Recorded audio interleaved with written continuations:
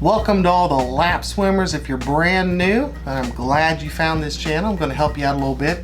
What I do here is people write in questions on my videos. You can ask me anything you want to, and I'll try to find you a good answer to help you move through the water a little bit more efficiently.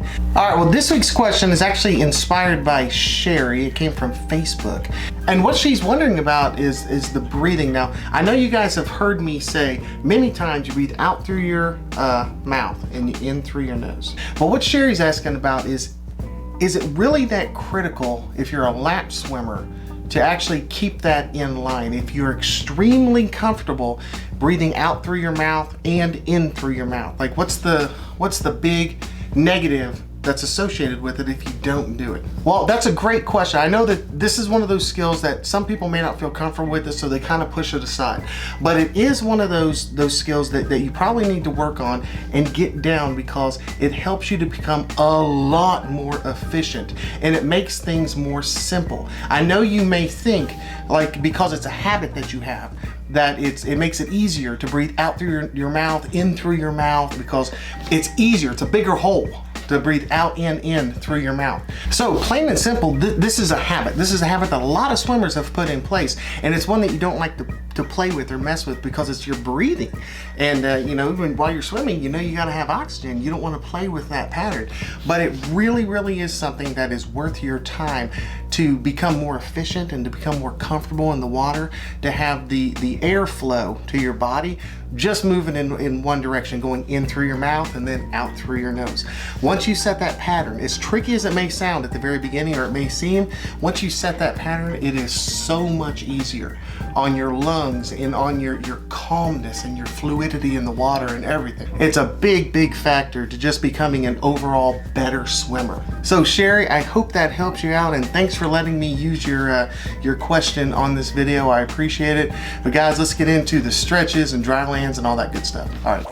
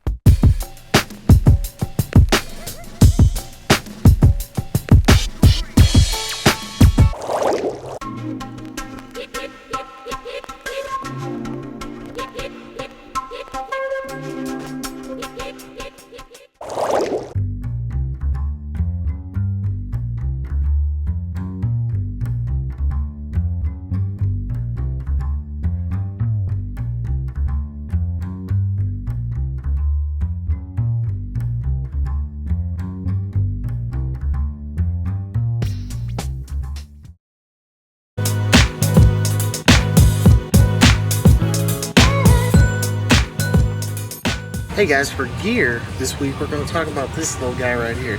It's called a pool buoy. Some of you may have used one of these, you may know what it is, you may not know what it is. They have totally got the competitive swim section right next to the guns, which are over there in the ammo. So there it is.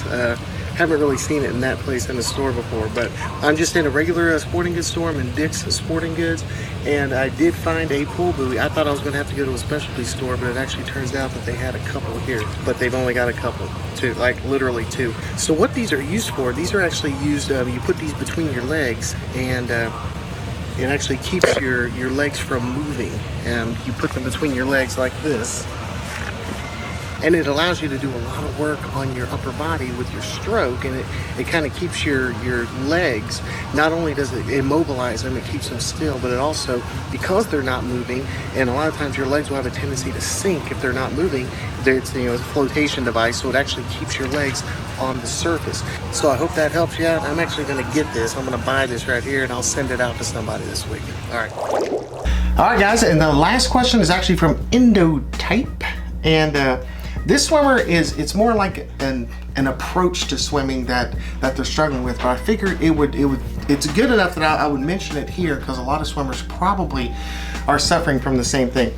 And this swimmer didn't really ask a question, was just kind of given their struggles with swimming, which is that when they come to swimming, when they come back to swimming, sometimes they take some breaks or they come back to swimming, and you have a basic knowledge of swimming, but you've got all these things that you're trying to put in place, all these skills, maybe some new skills, maybe some advice you get from other people. You get all this info going through your head, and you try to put everything together all at once.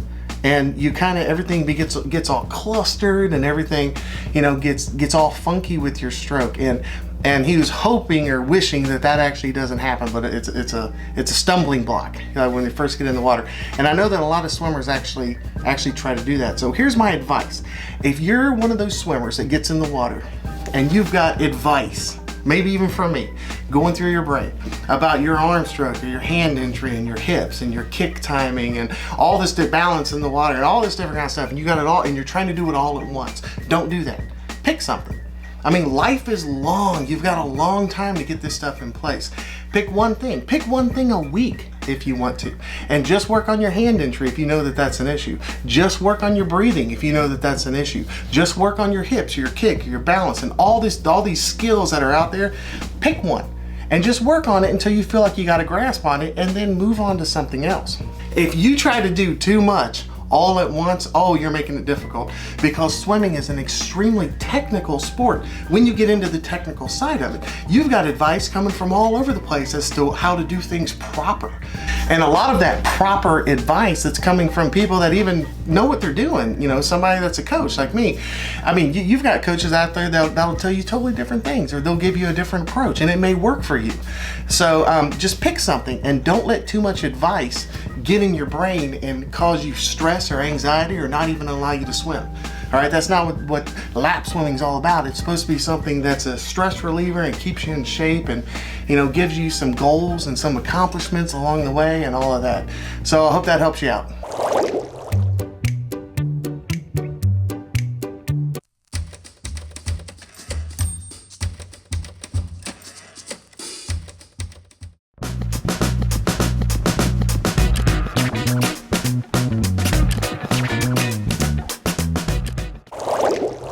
All right, guys, and last but not least, I'm going to close things out. Don't forget about Polar Bear Plunge, March 5th, doing a Polar Bear Plunge, South Kentucky.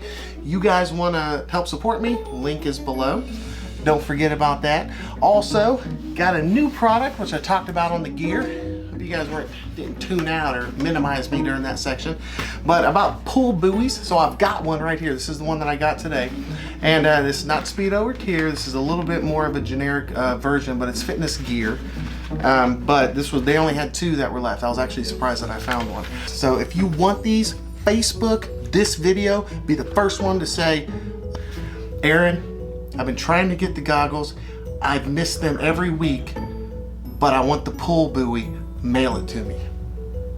That exact phrase, verbatim. So the first person to do that has got these, as long as you're inside the continental United States. All right. But tell me in the comments below if you actually swim meters or yards, so I can start to adjust a few things as far as my delivery and my approach of the information, so I can know what most people are actually swimming. So you don't have to write anything elaborate. Just put down there meters or yards. If you got a question, ask a question. But other than that, I will see you guys next week. Swim on. Take care. Bye.